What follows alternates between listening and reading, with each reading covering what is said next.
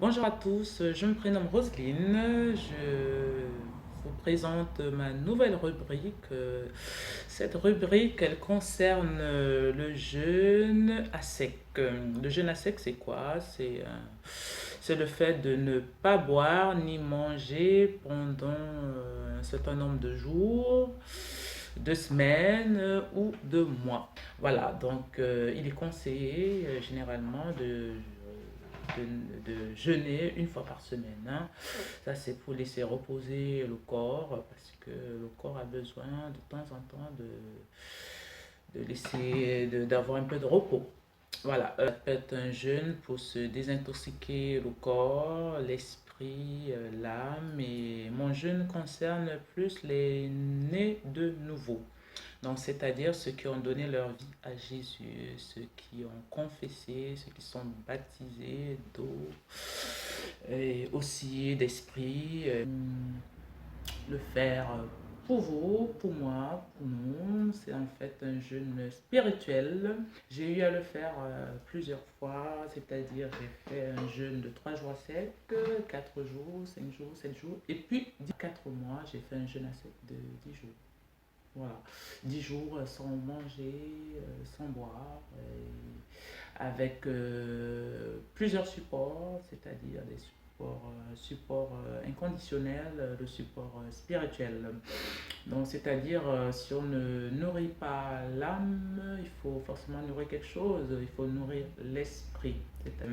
Nous allons commencer par un jeûne de 3 jours à sec, sans boire ni manger. Ensuite, nous allons enchaîner avec 4 jours, ensuite 5, ensuite 6. Et ensuite, nous allons enchaîner avec 7 jours, ensuite 10 jours, ensuite 14 jours. 14 jours, c'est le jeûne de Paul, c'est-à-dire c'est quand il était en partance, il était prisonnier dans un bateau, donc ils ont dû jeûner à sec, sans boire ni manger pendant 14 jours. Et j'ai jamais jeûné 14 jours, mais on va voir, hein. On dit qui veut peut, voilà, qui veut peut, avec l'aide du Saint-Esprit, on peut tout. Bon, voilà, mon jeûne, c'est un jeûne plus spirituel, hein. C'est un jeûne purificateur, un jeûne de connexion. Voilà, sanctificateur, c'est un jeûne de connexion pour les nés de nouveau, donc c'est-à-dire être plus connecté, être plus à l'écoute du Saint-Esprit.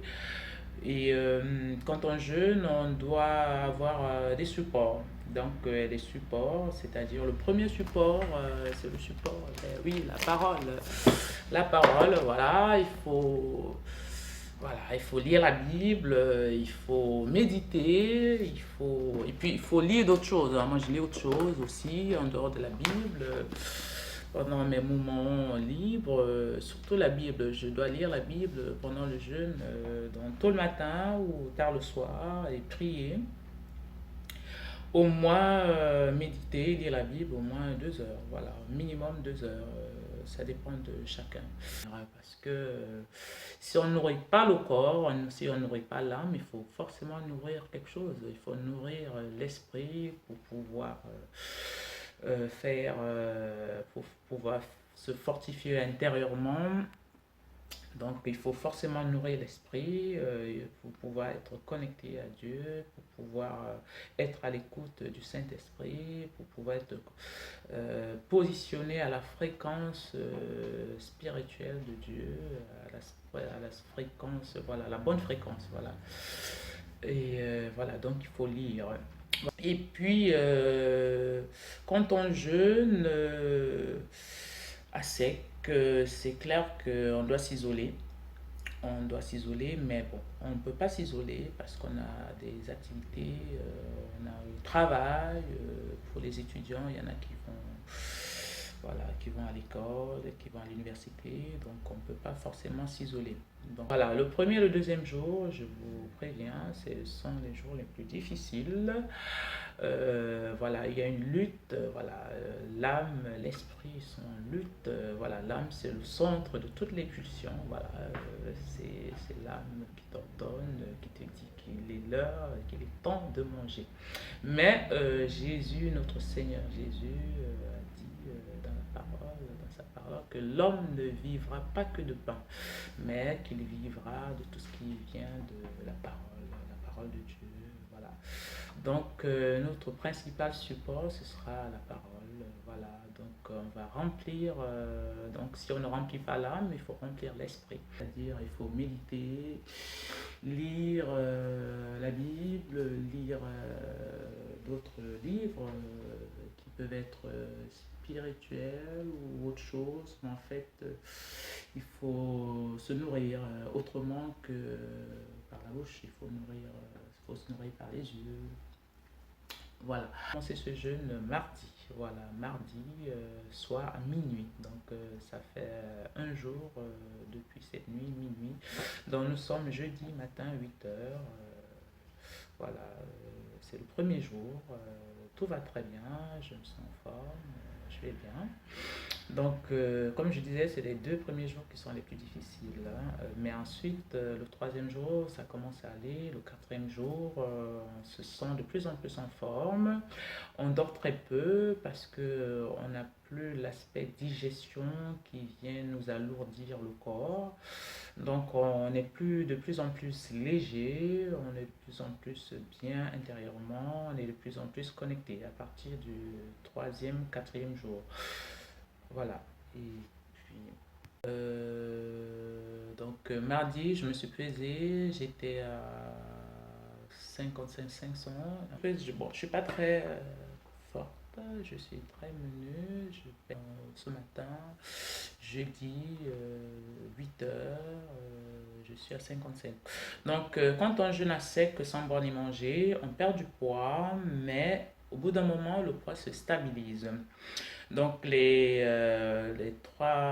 pour un jeûne de 7 jours, les 3 premiers jours sont les plus difficiles. Le 4e jour, on ne perd presque plus. À partir du 4e jour, on commence à ne plus perdre de poids. Et puis, on redouble d'énergie, on dort peu, on est tonique. Je ferai une autre vidéo au jour 2 pour vous expliquer mon état d'esprit. Bon, voilà. Donc, nous allons commencer par 3 jours, ensuite 4, ensuite 7, ensuite 10, enfin 14. Voilà, on commence par 3 jours à sec sans boire ni manger. C'est possible. Bon. Pour ceux qui n'ont jamais jeûné, bon, ça va être un peu difficile, mais je vais vous donner des petites astuces pour tenir. Donc, l'astuce principale, c'est la lecture biblique, la méditation. Dans 3 jours, c'est le jeûne d'Esther. Donc, tous ceux qui connaissent, ceux qui lisent la Bible, voilà, Esther était obligée, c'est une jeune fille, une orpheline, qui s'est vue obligée de jeûner pendant 3 jours à sec sans boire ni manger parce que son peuple était menacé d'extermination. Voilà, on menaçait le peuple juif.